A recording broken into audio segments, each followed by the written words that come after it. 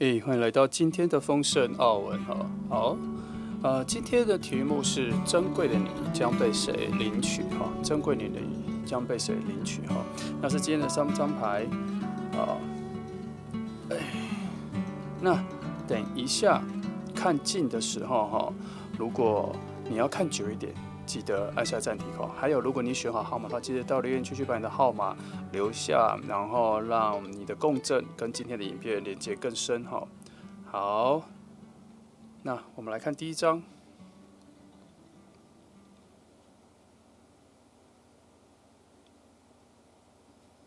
好，再来第二张。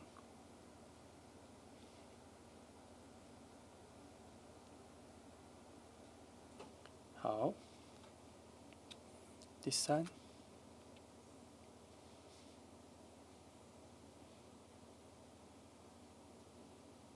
好，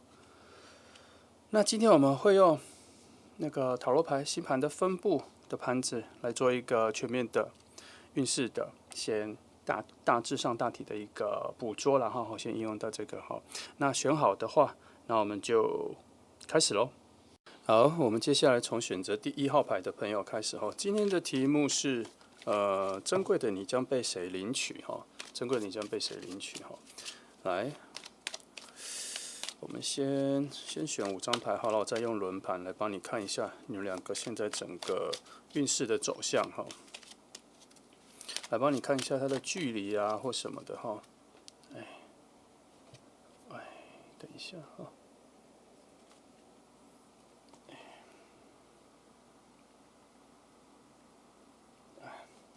好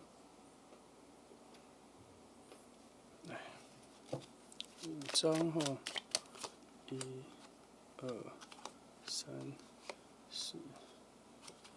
5，张。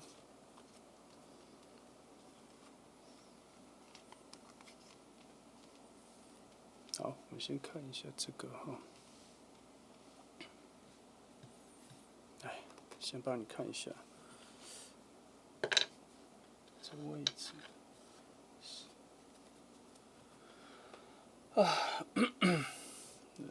阳子是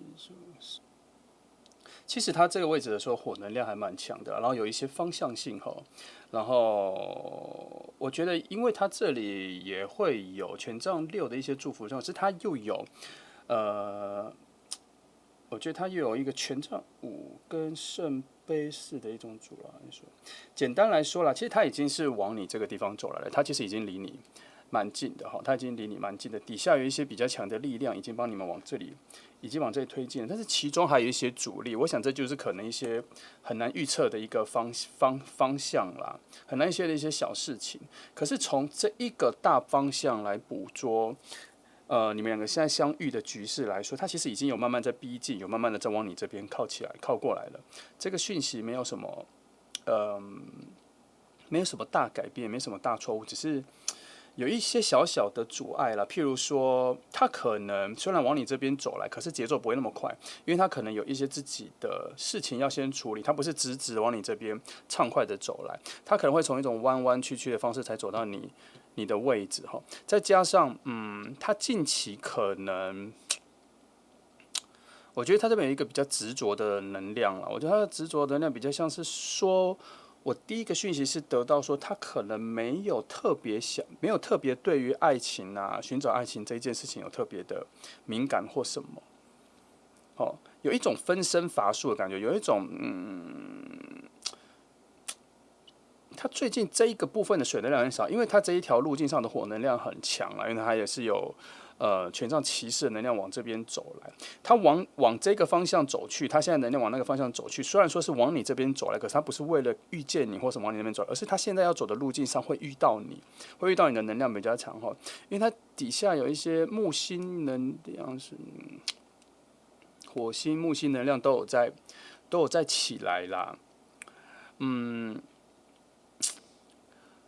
我是比较好奇，他现在往你这边走来的速度还蛮快的。我是比较好奇，说他到底是要巧遇你呢，还是会因为有一些事件遇到你？那我大概又觉得说，其中有一些权杖能量，好像是说你跟他又有一点像是可能是工作上的对手，或是工作上业务上的合作，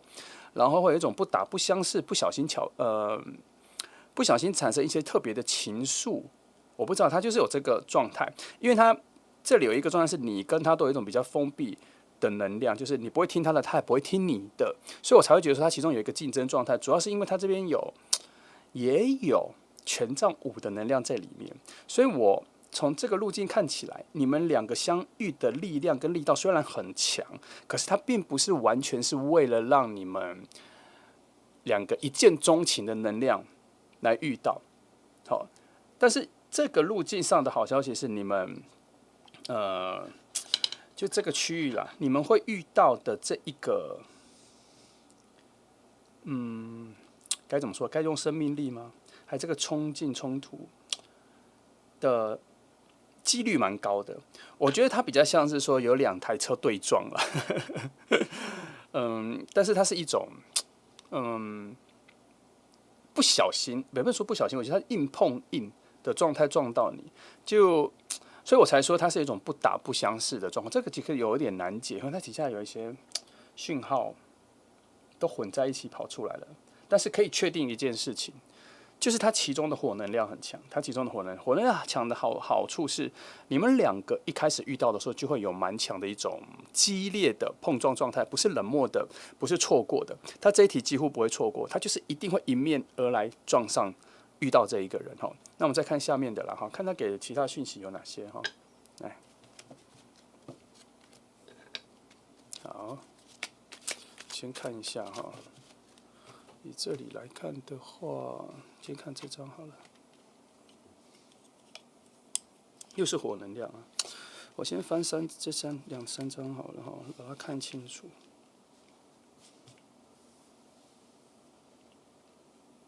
这是火能量8水10，你们一开始的状态哈，你们一开始碰撞的状态确实是跟这里的状态还蛮像的。它不是一个很顺利的遇见，它不是一个很顺利的遇见，它确实很像是你们两个都在某件事上有自己的主张，哦，有自己的主张，有自己的想法，哈，有自己的主张，有自己的想法。然后你们两个第一次的相遇，确实是没有什么爱情情感的，我觉得就是真的没有什么爱情情感的一些情愫，好，所以我才说它真的很像是生活上一些工作上的遇见。坦白说，我在这边有土木水能量是都有出现啦，但是它并没有完全都是土能量的状态。可是我这样子看来看去想来想去，我觉得除了在工作上一些合作上竞争对手这种较劲的状态下，你们俩会相遇，我实在看不出来其他的什么状态下你们俩会遇到哈。如果以朋友圈的状态这样子遇到也，我觉得也没有什么冲突点，所以他真的很有可能是在工作环境上遇到了这个人，因为他这个情况下，你们两个是没有任何水能量的感情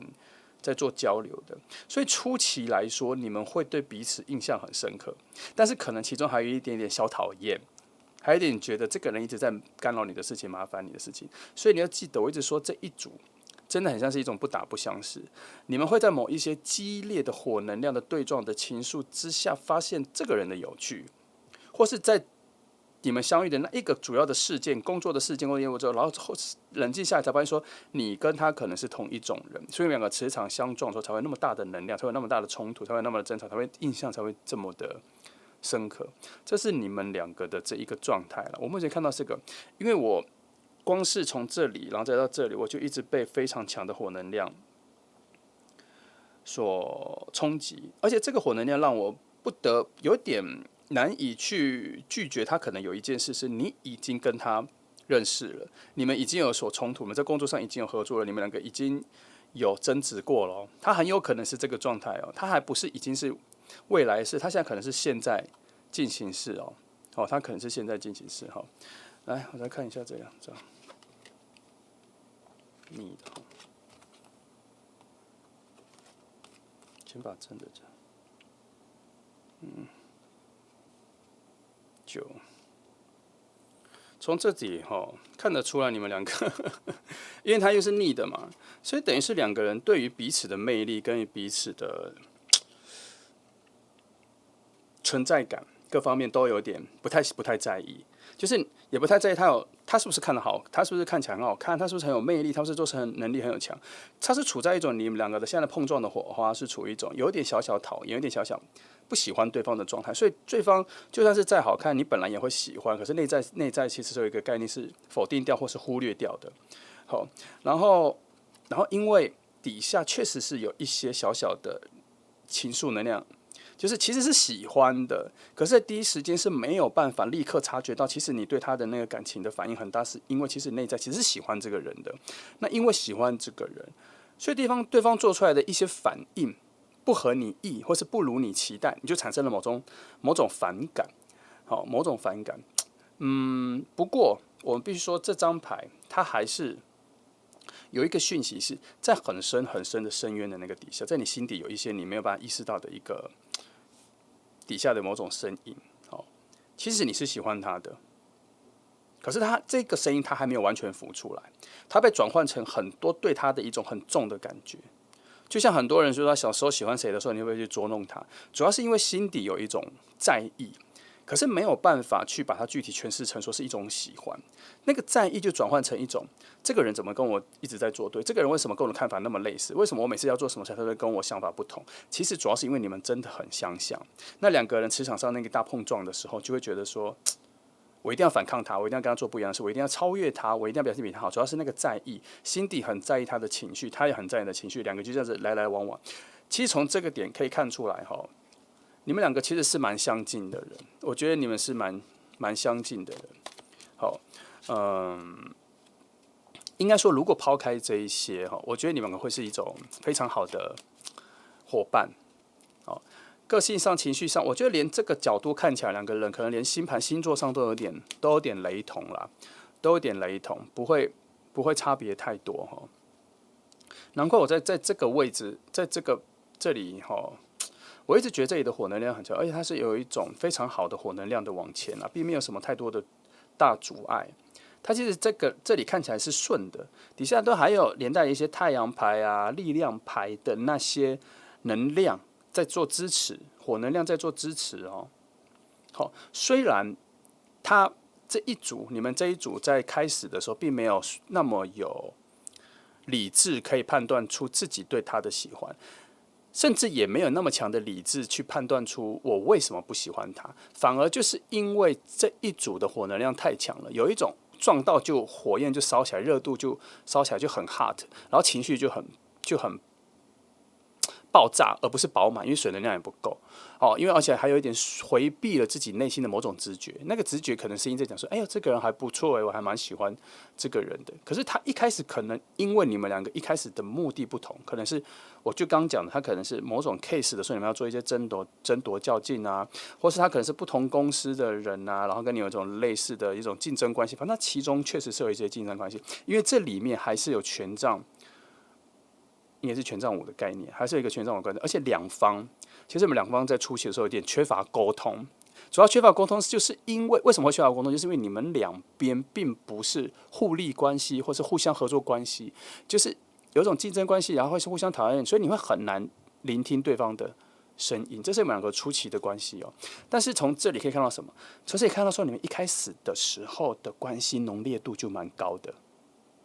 浓度就蛮高的，所以也不会意外说后面会转换成是一种可以在一起的角色了我是不意外，因为太常出现这样子的状况了来，我再帮你们翻其他3张我先从理智面来看一下你们两个的状况看一下，重新洗一下好。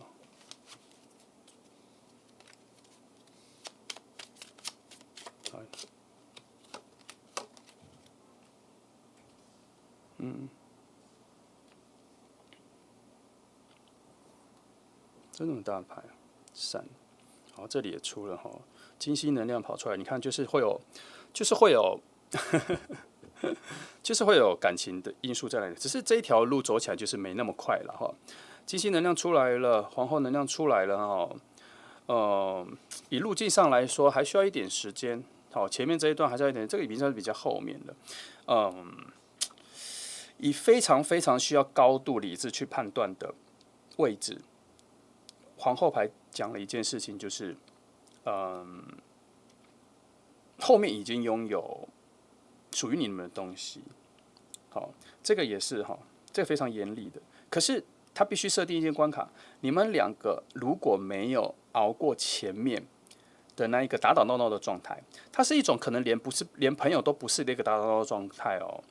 它确实是很像电视上的某些剧，就是我也不喜欢这个人，他也不喜欢我这样子，有一种磁场很近、很对撞，可是心底却又有一种偶然的会觉得这个人还不错，可是却用一种竞争的状态，不喜欢对方的状态，甚至你会跟别人讲说，我就不喜欢这个人，可是内在的心里其实是蛮在意的。好，那从这两张牌可以看得出来这个模式，而且还看得出来未来你们能在一起的可能性非常高。未来能看得出来，因为他后面的路这两条给的后面的路很长，而且是还有路要走，这个走下去都还有东西可以拿，有丰盛的东西可以获得，有胜利的路径可以走，甚至还有胜利的终点的位置在那里。好，所以从这里他泄了一个密，而且他是不是从直觉上，他是从理智上的告诉你泄了一个密，就是你们两个现在这个状态看起来好像互相不喜欢，互相谈，可这都只是初期。无论这个小关系什么峰回路转，后面都有非常高的几率是有可能会在一起的哈。来，我再看这张。那这张逆的愚人牌其实是在说，他必须要等到两方有一个人突然察觉到这一件事情的时候，而且跨出了哪一步，发现彼此有情感的时候，然后快出去说，其实我发现我还蛮喜欢的，这种有点微的小小的告白的状态的时候，才能够突破这个关系。好，才会突破关系。但是这张牌，它的位置，它的牌阵的位置是放在一种遥远的星星，你许愿的那一颗星星，你终究会向往那里，你终究会往那里走。那他今天反过来的，只是告诉你说，这一个起步比较慢，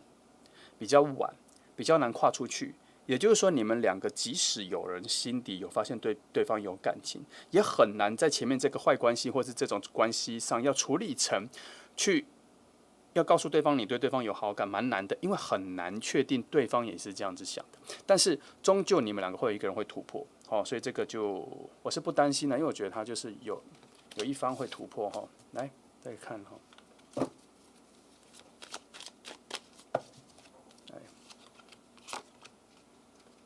好，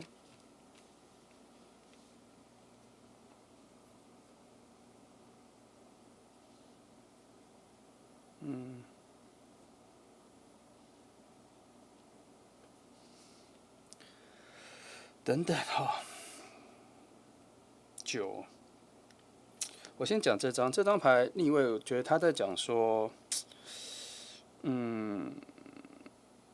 们这个关系哈，情绪上还蛮复杂的，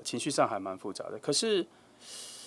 我觉得一开始我就感受到不打不相识这个概念，我觉得这个还蛮好去诠释后面的这个路径的。其实它这个就是说，你们两个越来越近的时候，感觉上你们的关系有变复杂，因为好像有很多其他的因素跟感情没有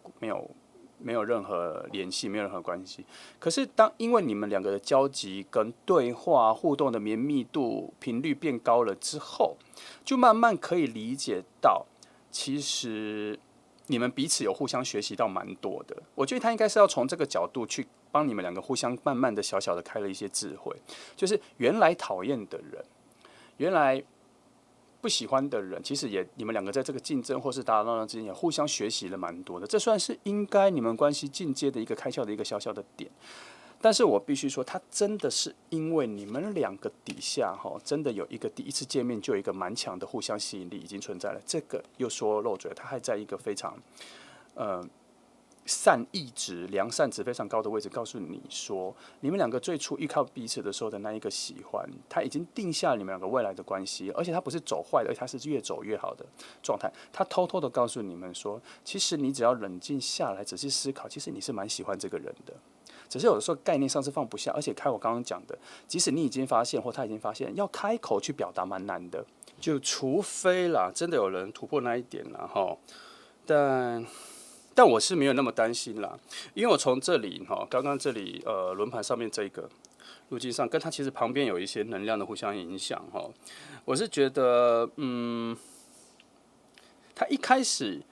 在诉说你们两个关系的能量的时候，就已经是往非常好的未来的方向走了，而且那个路径来说是横冲直撞的，或是非常勇敢的、用力的往前冲的时候，我就觉得你们一定会达到那一个在一起的重点。然后中间翻牌的时候出现这3张牌的时候，我觉得更加的确定这一条路径是势在必行，是必要走的，只是要一点时间，跟要一点点时间去确认彼此心底对对方的喜欢啦。其实好好的冷静下来，确定你会发现说，其实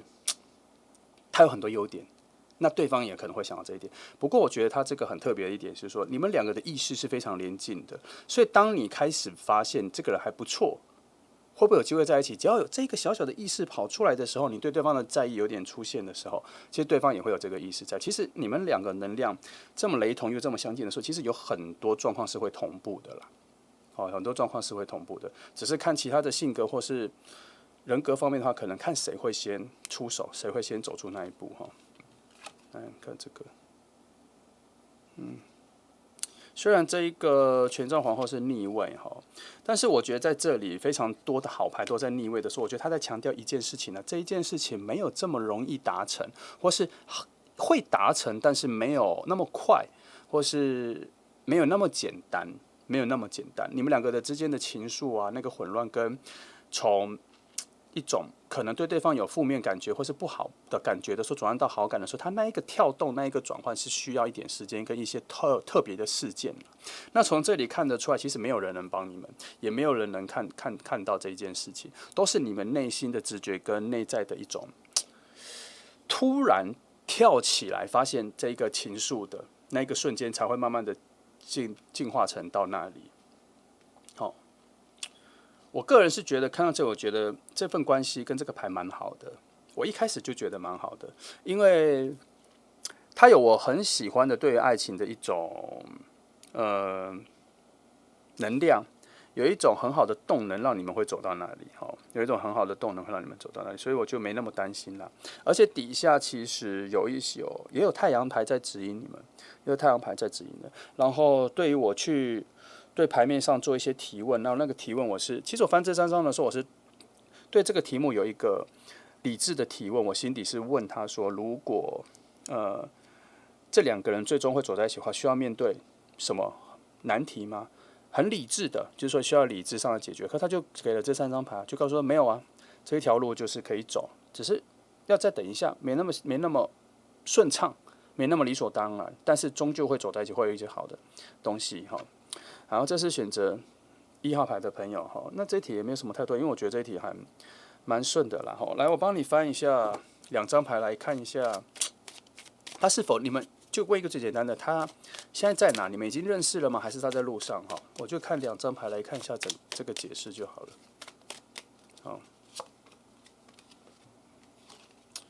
看是逆位的话，是不是？我抓一下他第一个直觉让我觉得是还没到，然后还没到，可是我第一个这个感觉后面就跟了一个感觉是说，其实你们认识，可是你们在第一个时间遇到的时候，本来是应该要用恋人的情愫来相遇的，但用了别的情感跟别的事件，让你们产生了别种的第一印象，所以转换成另外一种。简单来说，就是有点错过了最好的一见钟情的状态。其实我刚这边牌看起来，那个火能量，然后再到这个能量，再到这个能量，其实我觉得你们是蛮像是可以一见钟情的状态。直到我翻到这个牌，我发现说确实是有那一个瞬间，可是你们两个就像我刚刚讲的，可能你们两个相遇的时候是工作上的竞争对手，或是有其他阴错阳差的角度，让你们两个是成为对立面，就是很难去直接用。你们第一次见面很难会直接联想到说我喜欢这个人，因为心中不是抱持着要恋爱的情愫来看到这个人的，所以在第一个时间，我觉得这张牌讲的，我觉得应该是我比较支持他第二个说法，就是可能在第一次有可能一见钟情那个瞬间已经转化成另外一个，所以你们错过了第一次最好能在一起的状态。但是这样也证明了为什么后面一直在说有一个路径要让你们走没那么快，主要是因为第一次的这一个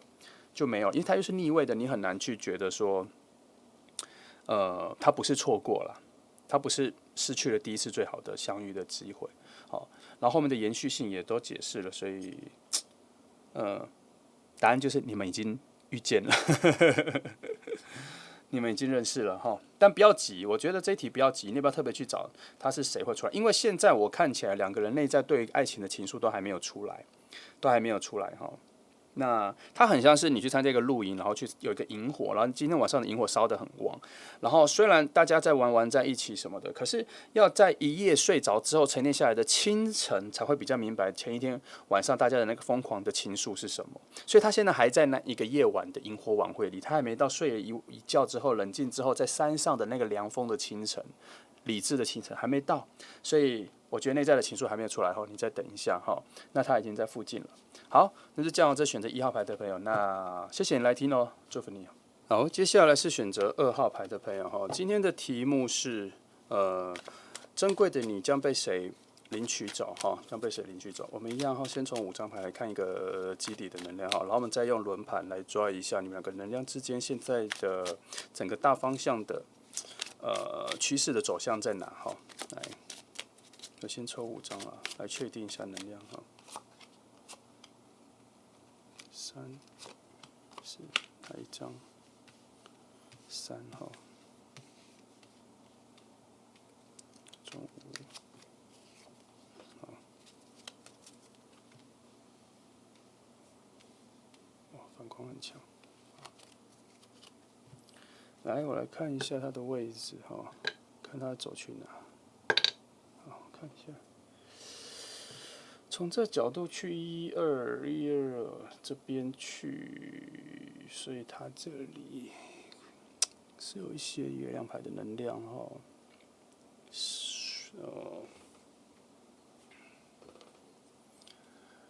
好，星星应该是星星牌的能量，好，星星月亮，星星牌的月亮，所以应该还好。好，其实我不去，等一下。以目前看起来，以这里的能量看起来，其实它还在缓缓的往你这边走了哈，还在缓缓的。可是它底下有一些有能力显化的能量，可是又有静止的能量在里面对冲了。那我在依照的话，在这里对应的那个星系牌的能量，我就觉得它还是属于在一种在往你这边走来的方向了哈，在往你这边走来的方向，它并没有已经立即性的要出现在你面前的一个状况了哈，其实是没有那么快了，还要再等一下。那看一下，但是它确实这里1、2、3，然后再加上一些负能量，它确实是已经现在是属于一种加速的状态来。所以从这里我先跟你说，你们还没有认识哈，主要是还没有认识。那我要抓是朋友圈还是工作上的话，他这边有一点点的工作上的讯号哈。可是因为如果在工作上遇到的话，我觉得他的能量又不够，而且他有一种闭锁状态。他所谓闭锁就是他可能即使我认为应该要在工作上遇到，即使我认为应该要在工作，可是这个能量也算是小，没有很强哦，小没有很强，没有大到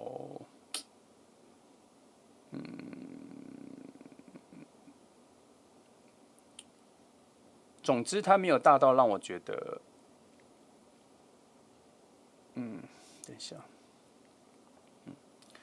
我们是，总之我觉得它没有大到让我觉得你们在工作上遇到就会立刻发现是这一个人了哈，好，它没有大到这个程度了。好，来，我再看一下哈，救生员是，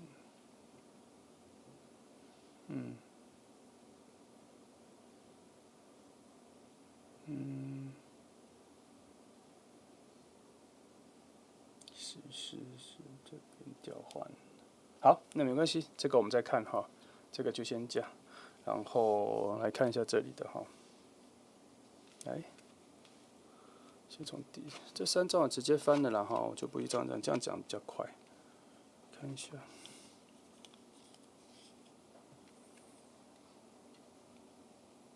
哦，虽然有一些不错的，是，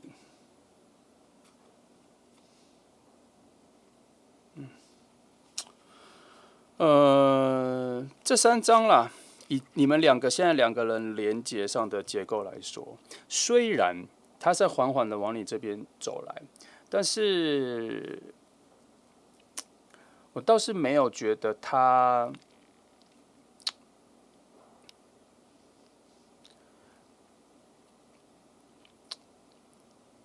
就是你们2个中间的能量还没有很好的调节完成啦，还在一些处理中啦。所以虽然这里有一些爱情的能量让你们往那个方向走，可是这一条路还没有铺好就是它这个节制牌的能量，我觉得它因为它逆位的，我觉得它就是还没有调整好。也就是说，你们近期可能遇见相遇的时间应该还没有到，还没有很快因为它这一个。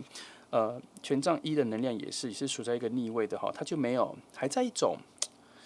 寻找、漂移，还在游荡。它很像是说你们2个应该已经很近了，因为你们很近了才会有一种调节状态。好，那它这里的所谓的那个移动状态，它反而比较像是一种小小的漩涡。你是一个中心点就你是中心点。然后他还在旁边一直这样子绕来绕去，也不能说漩涡会转到这里嘛。可是因为他还在这里绕来绕去，还没有要遇见所以因为很靠近，所以2个的能量还在那边调节状态。当调整完的时候，可能就不会这样绕了，可能就会开始往你这边走来了。所以现在是这个状态。那从这里的解答就是还要一点时间啦，因为连权杖4者的火那也是刚开始逆位刚开始所以。只能说现在有可能，也不是说有可能，应该说确实是往你这边慢慢很缓的方向要让你们相遇。可是那是一种意念上的，能量的意念好像有被你这里的能量吸引着，所以他在想说他要往你这边走来，可是好像一直找不到方向，所以内在即使很想去某个地方，可是却没有一个很强的动力说好，我就要现在就往那里奔驰着往那边走，没有，因为没有那个方向。也就是说他现在，也就是说还在找路，这个找路比较像是说他不知道他要往哪个方向冲，好像100米赛跑。你知道你冲100米，你知道冲到那个位置，可是现在他虽然参加100米赛跑了，可是他不知道终点在哪个方向。现在是这个概念所以他蓄积了那个能量，要去找你那个能量，可是现在还没有办法启动，所以还在那边绕啊绕啊绕。那只不过这里有个好消息是，他已经离你很近了，只是现在可能一直都还没有所谓要认识的那个时间点、那个契机点都还没有出现呢。时间点其实还没有出现呢。这里。没有出现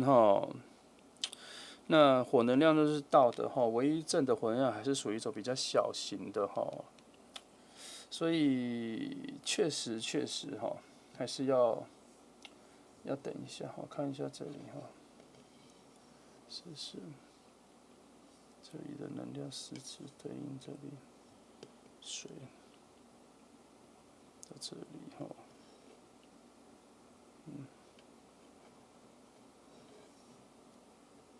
好，继续这里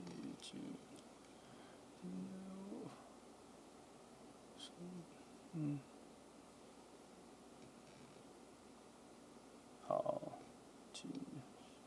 反过来等一下我还在看，反过来是边就是这样，好，那我大概知道了，好。你现在看起来就是有一些底下有一些能量在，在显化，该怎么说？因为底下藏了一个藏了有魔术师牌在底下啦。可是因为那魔术师牌又跟女祭司牌的能量靠得太近，所以有一种在僵持着，不知道。有什么事件要发生让你们认识？因为魔术师牌它在显化的那种类似那种四方能量，它在显化一件事情，让你们有一个巧遇的机会。可是因为这一条线走，好像还没有走到那一件事情要发生，还在制造。就像我刚刚讲的，还在找路。所以也就是说，你看在这里，现在你们两个即使水能量也没有任何连接，也没有任何连接。你看这里圣杯他没有在看顾这个圣杯的能量啊，即使有能量要进来，他也不在乎，不听不看，不说不感觉。这就表示你们两个现在的水能量并没有，我觉得它是没有连接的，所以才会让你们两个即使很靠近，才会让节制牌没有办法做调和，因为水能量好像没有跟上，没有符合，所以它还需要一些事件，还需要一些时间。我觉得时间，然后让你跟他的两条线再发生不同的事件，再看看会不会有连接。现在就处在一种很奇妙的僵持状态啦，一直遇见的点就没有出来好不容易出现了一个比较强的火能量，有控制性。如果你现在有一点意念，希望能够让你们两个彼此遇见，水能量出来可是它就是逆位的，发现并没有效果并没有效果。即使你现在的意念希望赶快遇见它，可是这个能量、这个意识就并不会影响现在的局面，所以我觉得它就是没有效果。尤其这一张牌，它并不是一个很明显的位置，它在一个非常心底的位置，你本来就会忽略的位置，所以它有可能会被诠释成说，你现在的状态也觉得有就有啊，没有就没有，没关系，没有差。可是这个是因为这样子的想法、意念，想要遇见恋人的意念不够强大，所以这张牌才会成为逆位的方式被躲在非常像是一叠书里面的最下面。即使他在下面，即使在喊叫说我们需要一点动能，我们需要一点好奇心，我们需要一点期待，可是声音都太小了，被压在这里。那比较显现的牌却是用圣杯四来显化，表示即使那声音出来了也听不到，所以这就表示说你们两个的能量加上这个连接的不强，就像两个。讲了，就像两个台风了，因为很靠近，要连接在一起，变成一个更大的气流跟在一起气流，可是都没有啊，两个撞在一起就弹开了，在做这里，就这样弹来弹去，一直没办法做一个融合目前的状态来，那我再帮你们翻一下其他的位置的好。看一下在比较客观或理智的位置上看一下两个的情况看看是不是有一些什么未来性啊，一些什么发展的看一下。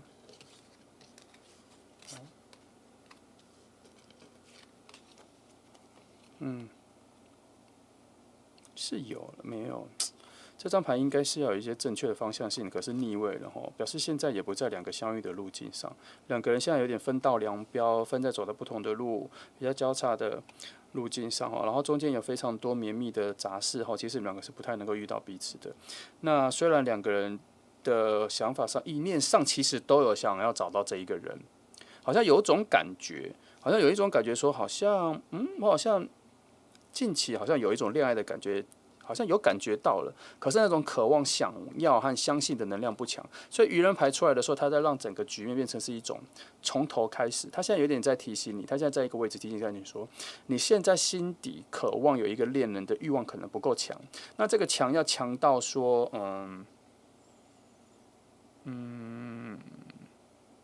我觉得他有一点点快接近宁滥勿缺的概念了，但是我不喜欢这个概念啦。但是我必须要跟你讲，它这里有一个暗示的一个能量比较强，说要有点再勇敢一点去求一份爱情的概念。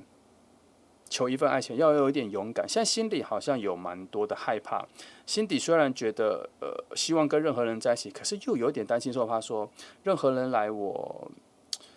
准备好了吗？对自己有点不信任，或不确定，或是还是以前爱情的滋味，或是一些挫折感，让自己觉得爱情可能会重蹈覆辙，会重演。所以即使心底很期望有一个爱情，可是心里还是有点害怕的所以才请了愚人牌出来，告诉你说，希望再有一点点的，你自己内心希望再多一点愿景，再多一点期待，希望那个恋人赶紧出来的意念，希望再加强一点他这里出现的他的牌阵位置是这样，那只是说。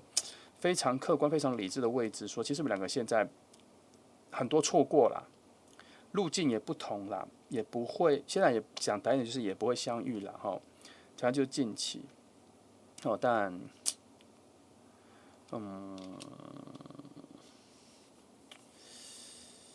我是比较好奇这张牌为什么要在这个时候出现哈？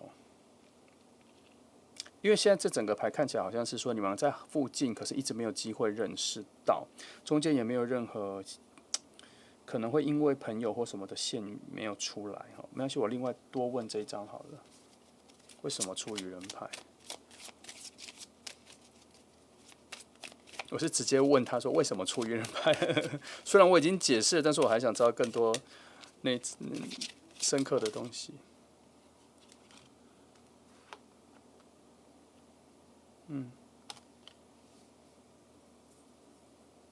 这边说，我第一个顺序是再等一下，再等一下，差不多就快要有了。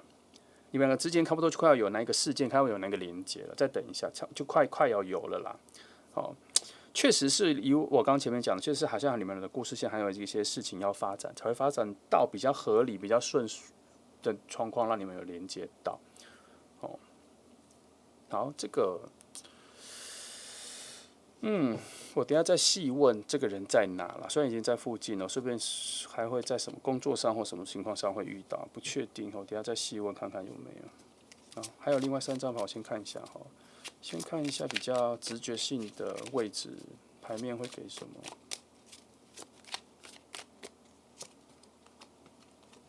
看一下，都是逆的哈。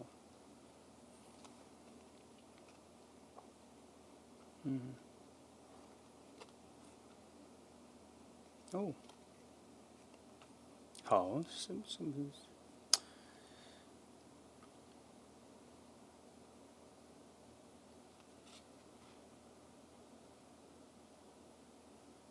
这边有一个小讯息哈，这个人跟你的旧朋友、老朋友、老同学，不知道是哪一个，是认识的哦，只是这一条线是唯一你跟他中间连接的线里面最薄弱的一条线，最薄弱的一条线。那最薄弱一条线最渺茫的讯息，但是终究还是有牵到，还是有牵连到哈。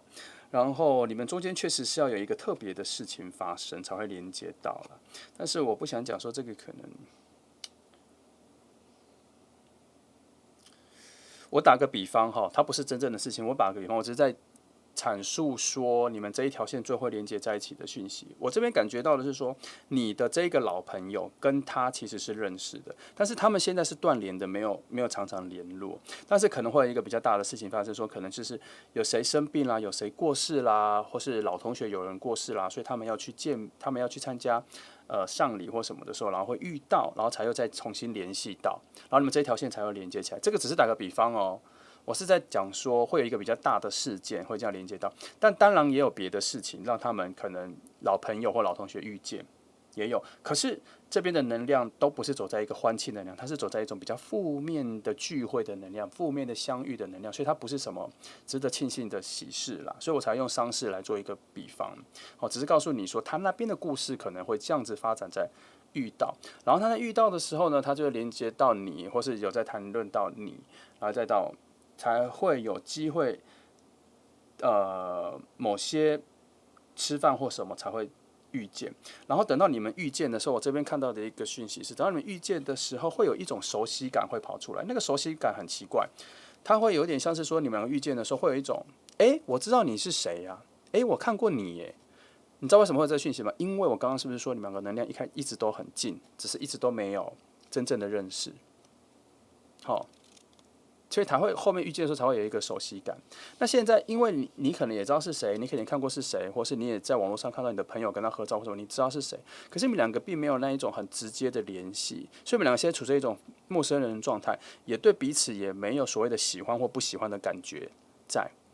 好，所以在这个联系之后，虽然是非常薄弱的，后面可能就真的会有一些事情遇到的时候，然后就才会有从一种熟悉感、陌生人变熟悉感的状态，来进阶成一种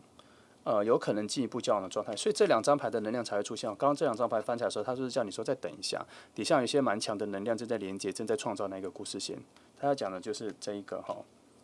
好，好，我来问一个比较实际的问题，就是还要多久？好，那他直接问还要多久好了啦，哈。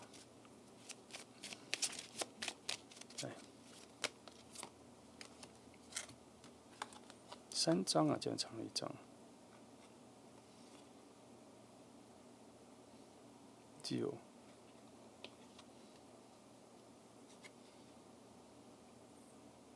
到6了，先讲到这张牌，让我开始比较安心了。确实，你的朋友会把他带来，先不管他那边会发生什么事情，你的朋友会把他带来。但因为这2张出现了，我觉得以时间上来说，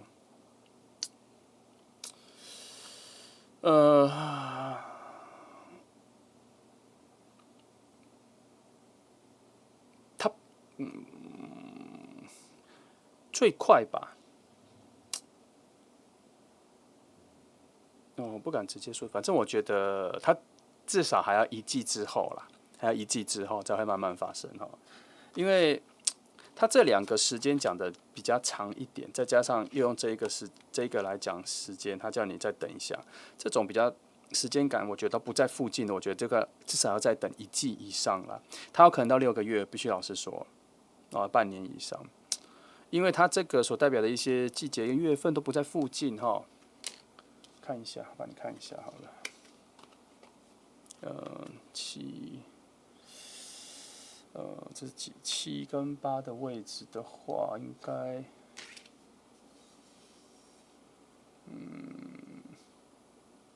倒是，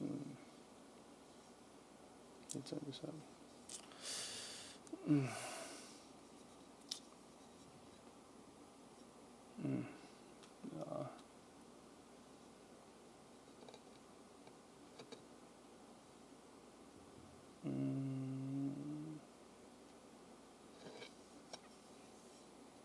我觉得他这边，我觉得你们其实有很近过，很相近过，但是那一个很相近要认识的那个时间点好像没有出现，没有遇到，所以就错过了，已经错过了啦，好像在1、2个月前已经错过了，然后再接下来可能要再往下等，确实是需要半年，但是它真的很近了，我没有说一定只能等半年哦，因为我刚刚前面就一直说它其实很近的，它确实还是有一些阴错阳差的机会，你可能会遇见它或认识它，可是主要是因为这里都没有很强的水能量让你们联系，或是让你们发现彼此有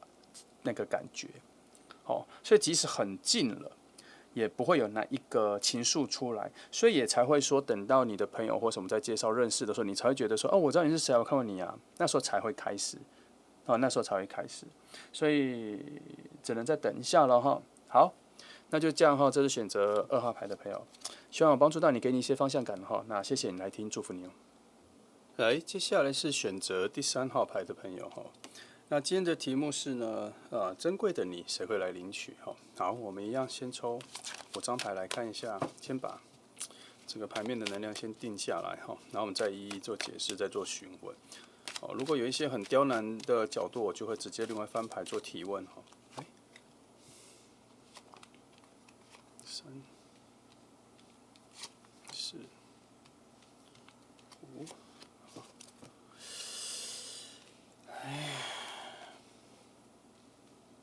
那先翻这3，不行，先问哈。然后我来看一下你们的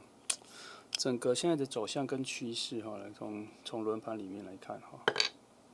走这里去，能量上应该是往这里去哦。看一下这里，好，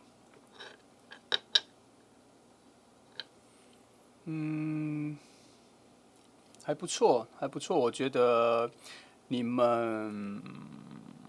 我现在不确定。好，我跟你说，我觉得你们已经认识了，你们已经认识了，因为底下有一些火能量，也有魔术师牌的能量哈。但是它有一个很特别的点是，你们两个虽然已经认识，已经遇到了，但是对对方的想法跟感觉现在是错的。也就是说，你们两个现在可能没有往爱情的方向走。虽然是有爱情的能量，虽然是有节制牌的能量，虽然是有射手座的能量，那个方向性有权杖8的那一个立即性，也就是说你们两个现在就认识会有感觉。可是它因为底下也产生了一点点，因为它上面是权杖国王所带来的一些其他的牌嘛，所以权杖国王里面还带来了一点点圣杯7的能量，跟权杖9的能量。也就是说，你们两个中间有一个眼盲，有一个罩门，就是对对方的概念、对对方的感觉有一点点的错误。也就是说，他现在的样子不是你现在想象他的。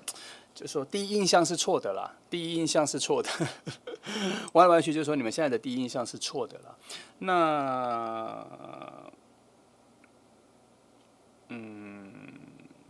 虽然你们第一次相遇的状况可能不够好，可是还好啦。核心的能量是有魔术师牌跟节制牌的能量在做引导的。好。然后在更远的一些折射的角度是权杖国王在引导的，所以这只是一个比较不完美的开始。可是基本上你们已经有所认识了，只是他这个认识并不是从恋爱的能量开始爆发，不是从恋爱能量开始爆发起来的。但我是没有那么担心后排很多牌，我觉得这是一个比较好的开端，因为节制牌出现了，它毕竟就是一个爱情的牌。那他所进射的牌里面，除了有需要高度协调的女骑士牌在做一些你们两个关系上的平衡之后，我觉得这是必要条件，因为他不想要让你们随随便便的去遇到。但是底下我比较在意的是魔术师牌的能量那个水星能量有出现，表示这一个水星能量跟节制牌的能量都在往爱情的方向走。虽然这是一个不是很好的开始，可是你们两个确实是往那里走去哦。好，那。好啦，从这边我先给一个答案，你们已经认识了，只是现在并没有恋爱的情愫在就对了。好，没关系，我再往下看。好，来哈，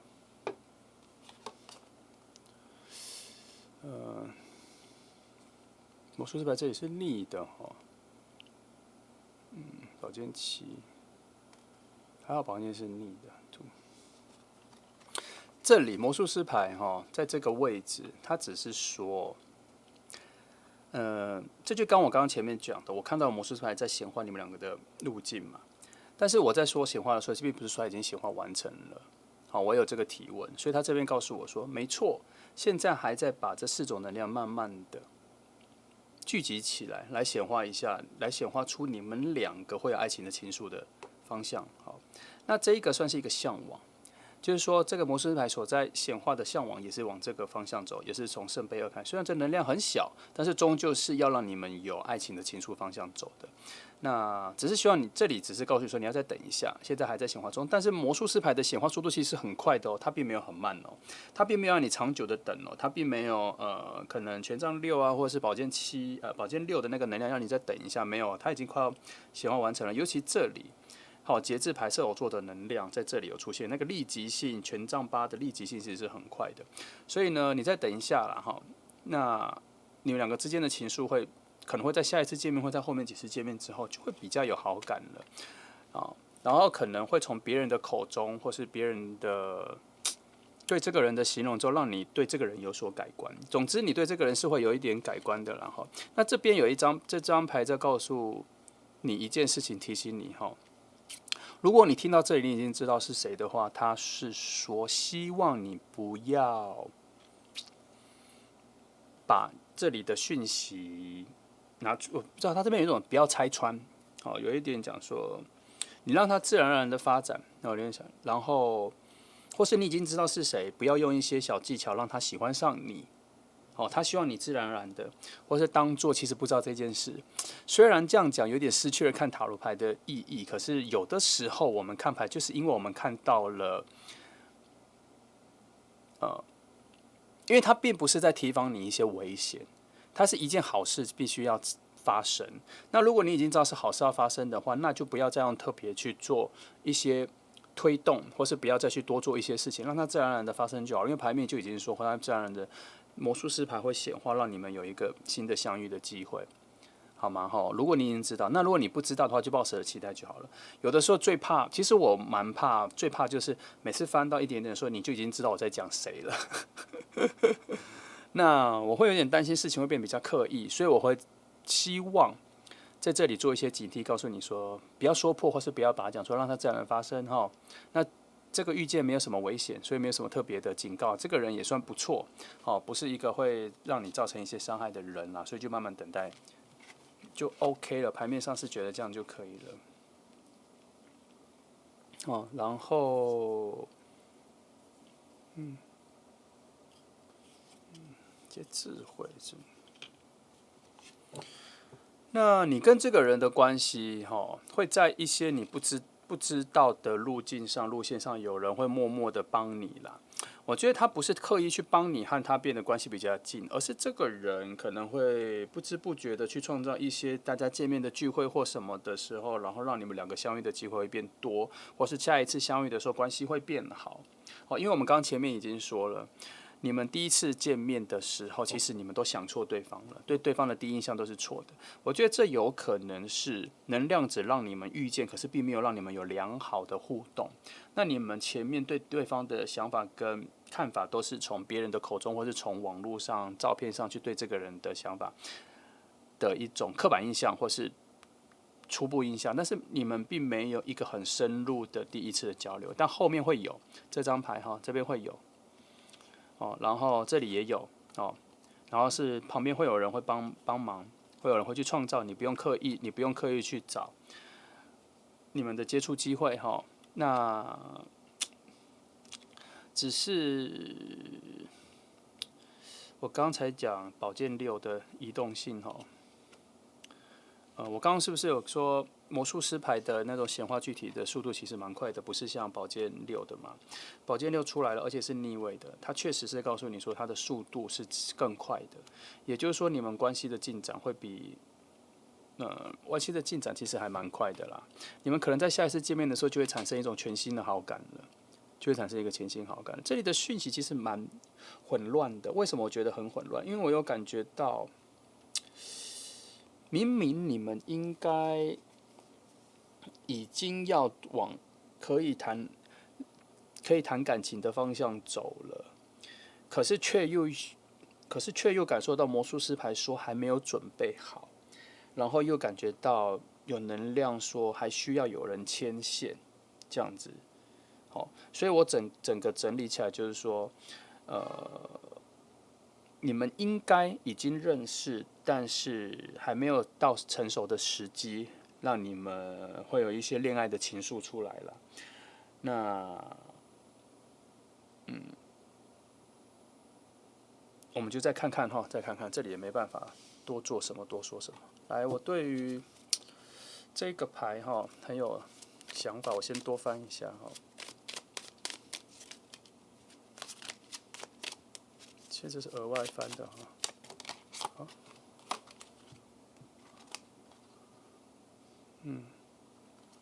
有这里说应该是有其他人会发现你们两个蛮适合的，然后有人会比较激活把你们两个约出来，或是有人的直觉，你们周边的人有人会直觉觉得说，就突然有灵机一动啦，就是你有一个朋友 A，然后 A 朋友有他的朋友 B。然后他们两个就觉得说，大家应该约一起出去玩，所以约了你。然后另外一边的人也说，那我约了他。然后他们两个在讨论的时候，觉得说，那这两群人适合一起出去玩吗？或什么的，或是认识吗？然后那两个朋友就公司说，OK 可以，所以大家所以就会有一个直觉，觉得大家可以认识的这种直觉，所以你们两个。会在后面的在相遇的时候变得比较亲近，所以它比较像是证明了我刚刚前面说的，你们两个应该有所认识，但是我觉得这个认识应该再退后一步，就是应该对彼此只是知道，所以现在对对方的想法并没有具体，或是有很多的误会。这里有讲说有蛮多想法是刻板印象，或是自己观察来的印象。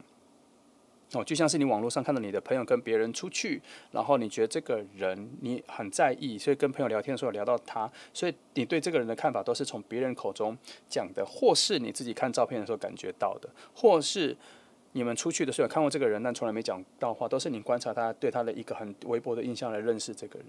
但是后来会有再更进一步的交谈，你会发现你有对他的感觉会有点翻盘，而且是变好的，是变好的。那你就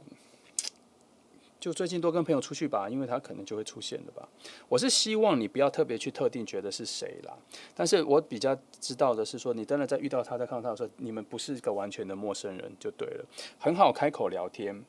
很好起步，然后中间因为你们朋友可能有所联系，所以会有很好的聊天内容会开始，就说我知道你啊，我要看到你啊，什么，在你跟他朋友出去啊什么，你们很快就会有找到共同话题了。这个不难。来，我们再往下看。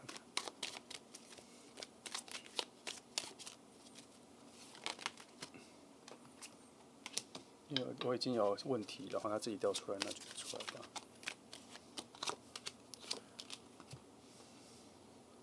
看一下。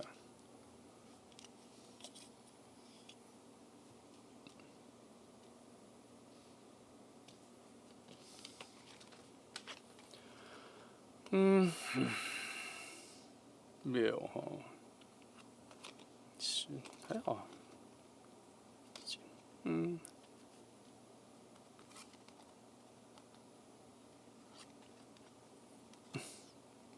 好很有趣一个现象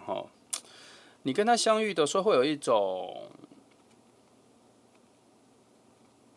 你们会有一种聊天内容，很像是说，我记得你好像有去过哪里看过，然后他会说没有，他可能会这样子跟你说，你们会有一种很奇妙的熟悉感，可是都没有真的具体发生过，就很像说，我之前在哪里有遇见你，是不是有去？就是你印象中觉得你看到这个人觉得很熟悉，就是眼前这个人，可这个人就说没有，我从来没有去过。我说的就是这个很奇妙的熟悉感，但是这个会瓦解跟削弱你们的陌生感，会慢慢的变得很熟悉，然后你们会打开别种话题，会去讨论说，那你喜欢去哪里或什么，你们会有自己的话题，会慢慢看起来。那你会慢慢感觉到跟这个人聊天的时候，不是情感上的，是一种理智上对谈，就只是一个基本只是一种很纯的，只是聊天的时候，你会发现跟这个人蛮好聊天的，而且跟这个人聊天的时候很舒服、很自在，好像什么东西都可以聊起来。然后你们两个其实先不管爱情，先不管谈恋爱，就是你们两个蛮适合一直聊天的，很奇妙。你们两个会有一种语言的模组、对话的模组很相近的感觉，你们其实还蛮适合聊天的。即使不是往恋爱的方向走去，但你们能够成为一种常常出去无聊闲聊、拉勒的朋友，都还算不错。然后，但不会太久啦，因为魔术师牌跟一些水能量的情愫是已经要把你们拉进往爱情的方向走去了。你们只要见面的几率变多，频率变多，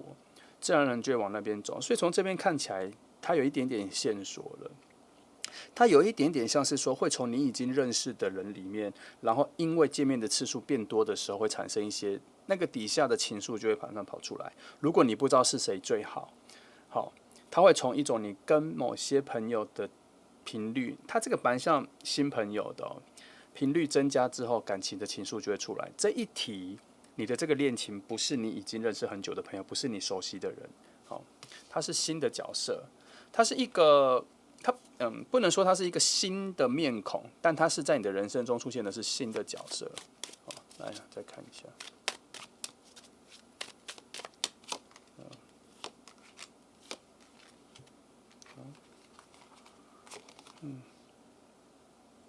其实你们不会有一见钟情或一开始见到就非常喜欢的感觉，你们一定是相处到一阵子的时候，内在的共识度、认同度，我觉得它有一个非常疗愈的感觉。就像我刚前面这里讲的，你们会非常喜欢聊天或什么，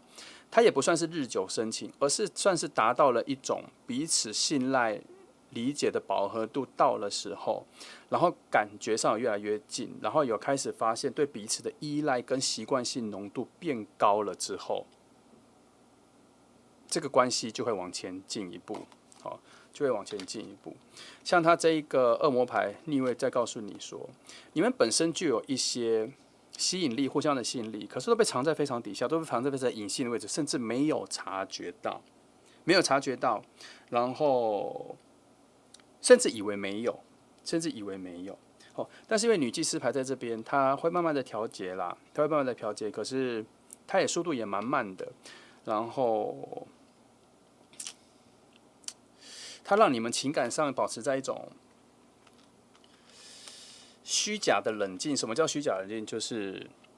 好像掩盖了你们两个之间应该会有一些爱情的情愫，但我不知道他的目的是什么，为什么要把这个东西拿起来？我觉得他比较多，可能他有一些顺序吧，要让你们两个走到对彼此真的有感觉的情况的时候，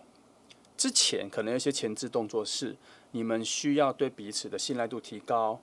理解度提高，尤其是这个对话，你们要先从一种畅所欲言的朋友开始做起，之后那个情愫才会在一个比较稳定、稳当、安全的状态浮现出来。但是命运之轮在这边出现在这个位置，我觉得，用一句话来形容，它就是一个，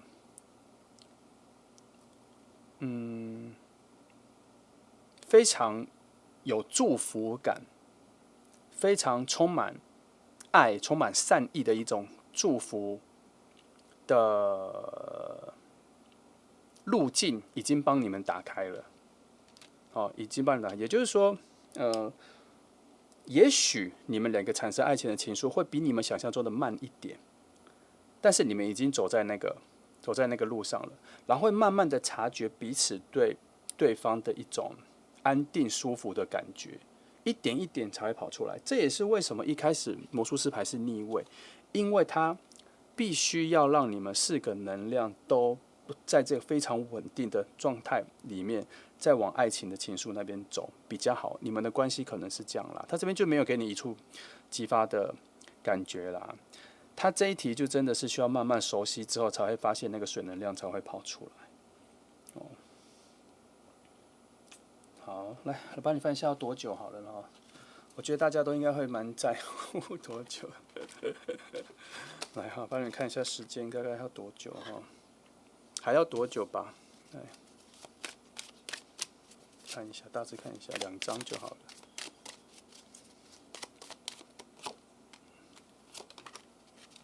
哦，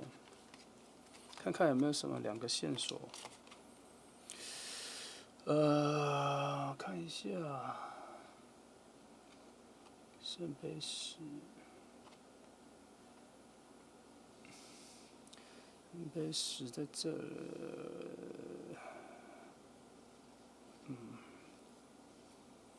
哦，8，看一下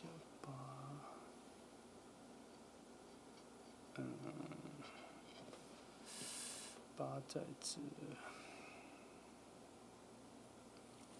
要再等一下，要再等一下，要再等一下。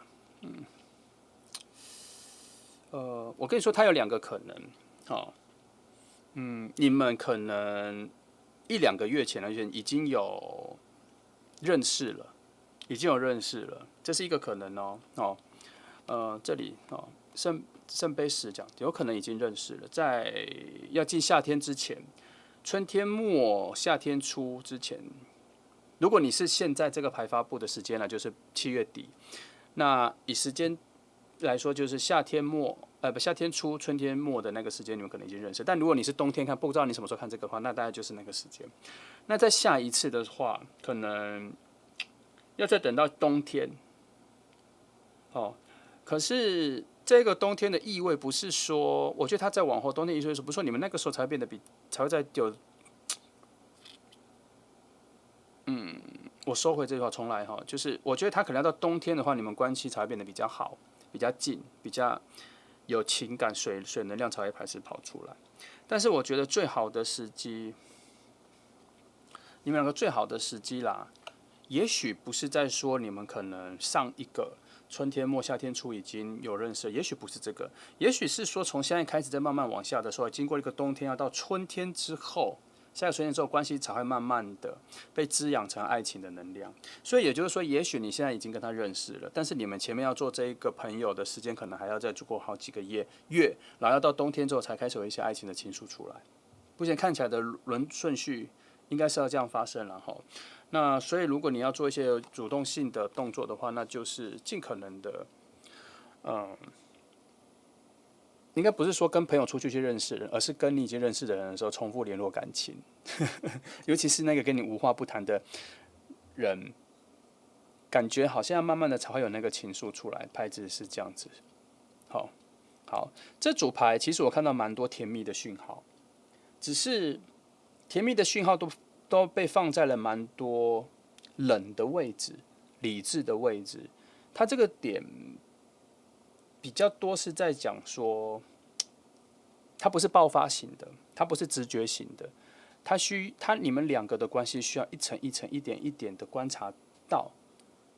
彼此的情愫，或是观察到彼此的个性，观察到彼此的人格，然后有认同、